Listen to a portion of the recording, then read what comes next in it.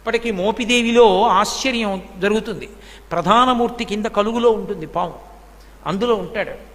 వాయువుని వింటూ ఉంటాడు, వేదనాదాన్ని వింటూ ఉంటాడు. మంత్రాలు చదివేటప్పుడు దోషం ఎక్కువ వచ్చిందనుకోండి, స్వరంలో దోషం, కోపం వచ్చేస్తుంది. ఎవరిని ఏం చేయడు, కోపం వచ్చి అలుగుతాడు. అలిగి కలుగులోంచి బయటకు వచ్చేస్తాడు. బయటకు వచ్చేసి ఎదురుకుండా తొట్టు ఉంటుంది, అందులోకి పోయి పడుకుంటాడు. నేను లోపల ఉండనంటాడు. నాదం తప్పు వస్తోంది, స్వరం తప్పు వస్తోంది, నేను విన్నా మంత్రం అంటాడు. అప్పుడు వచ్చి మళ్ళీ స్వరంతో చదువుతారు మంత్రం. చదివి తప్పు అయిపోయిందయా, క్షమించు, నీ యథాస్థానాన్ని చేరమని అడుగుతారు. అప్పుడు ఒకసారి మళ్ళీ ఆ బుట్టలోంచి పైకి లేచి మళ్ళీ వెళ్ళిపోతాడు. అందరూ చూస్తుండగా జరుగుతుంది మోపిదేవిలో. నేను అబద్ధం చెప్పాను అనుకుంటున్నారేమో. మీరు కావాలంటే అర్చకుల్ని వెళ్ళి అడగండి, కిందే ఉంటుంది కలుగు, అందులోనే పడుకుని ఉంటాడు. అందరూ చూస్తుండగా బయటకు వస్తాడు. స్వరం తప్పినా, అనాచారం ఎక్కువైపోయినా బయటకు వచ్చేసి అలకపాన్ పెక్కి పడుకుంటాడు. మళ్ళీ వెళ్ళి వేదం స్వరంతో చెప్తే లోపలికి వెళ్ళిపోతాడు.